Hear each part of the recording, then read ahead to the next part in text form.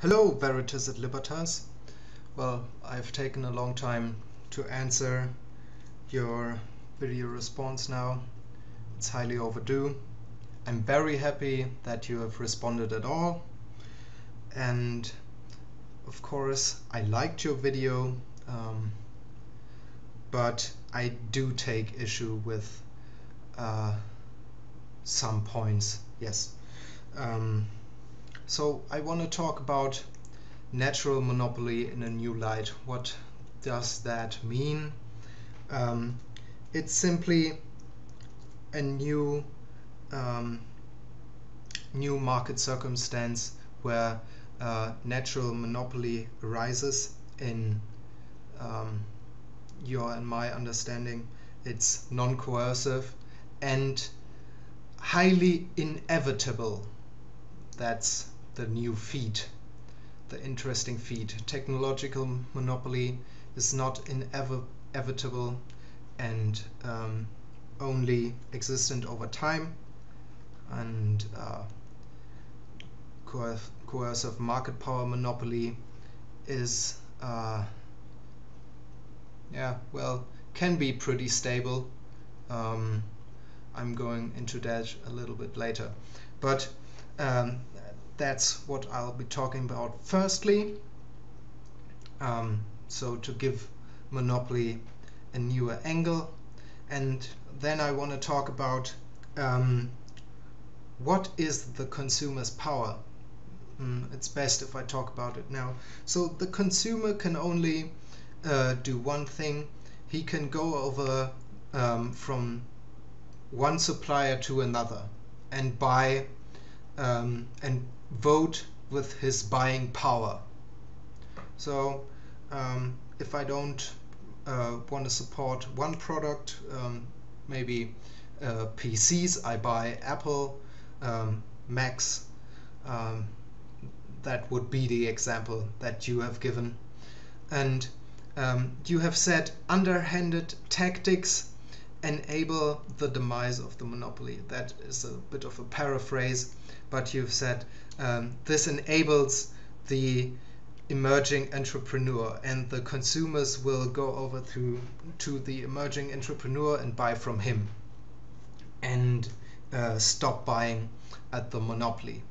Well, first off, the consumer has no power in a monopolistic situation, in a monopolistic market situation, because he can't go over to another supplier. His demand elasticity is 0, and he has to wait till anybody challenges the monopoly. So first off, we're going to look at the natural monopoly, and then we're going to look at when does the entrepreneur really emerge, because it's not like the entrepreneur just enters the market like that at the whim. Well, here we are at the first slide. So the topic is natural monopoly by rising returns to scale. I had to look that up in the dictionary. It doesn't translate from German very well. So I will just give a brief definition and the relation to the real world of what rising returns to scale really means. Let's start off with an example. Let's say we have the supplier of a gas pipeline. He has a very high fixed cost to build the pipeline net, and he has a certain property of his production factor, the pipeline itself. If you increase the radius of the pipeline, the throughput of gas or oil grows exponentially. So this would be the characteristic of rising returns to scale. The production function is sub-additive, and if you put more of a certain production factor in, the production function, the whole output rises exponentially. And this can also be expressed with the cost function, as you can see here in this little non-equation. If I have this positive factor gamma, if I multiply gamma in the cost function with x, the whole cost is smaller than when I have let's say multiple cost functions. That would be if gamma was positive, if it was something over 1, so to say. Yeah, gamma should be over 1 because it should not cut x in half or diminish it in any way. So gamma is maybe 2. So if you have 2 cost functions, that would be bigger than having just more of x, 2 more of x in one cost function. And that basically translates into this little picture here. What we can see is our inverse demand curve denoted by px.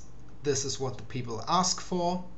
And then we have the marginal cost C prime and the average cost Cx divided by x. So the average cost is really, really high. As we have discussed before, the pipeline costs a lot. It's a big investment. And you could also give this a positive slope if you would say the pipeline is funded with loans. So C prime in that respect is stable and a lot smaller than the average cost. So here we have our 2 states. This would be perfect competition. Marginal cost equals the price. And we would have output x star. So this would be that what we would like to attain. And here we have p bar and x bar. This is what the monopolist wants because he wants to cover his big fixed cost. Yeah, and if he goes down from this spot, from the sweet spot, he will only make losses because his fixed costs are still in action, and if they are loans, they are actually growing even, and so he would make losses all along this line in respect to the triangle here, which would be right here. So what would happen if we had competition in this market? So we have a lot of competitors that supply pipelines, and they all have to supply, let's say, at x star. Yeah? Could be also here, but we're going to talk about x star. So all have to produce at this price, which would be p star, I forgot that, and they are all making losses in respect to this triangle. And which one of them can take these losses? Only the one with the biggest pocket, that's for sure.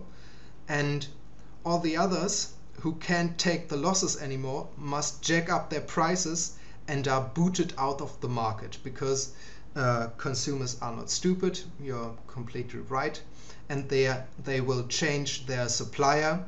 And so the last one who could take the losses the longest time can go from here to here.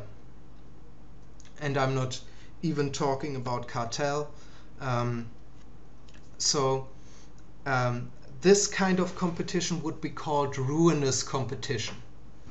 and the result is always the same. We have a natural monopoly at P bar and X bar. Unfortunately, I couldn't cut this short, so this will be a two-parter.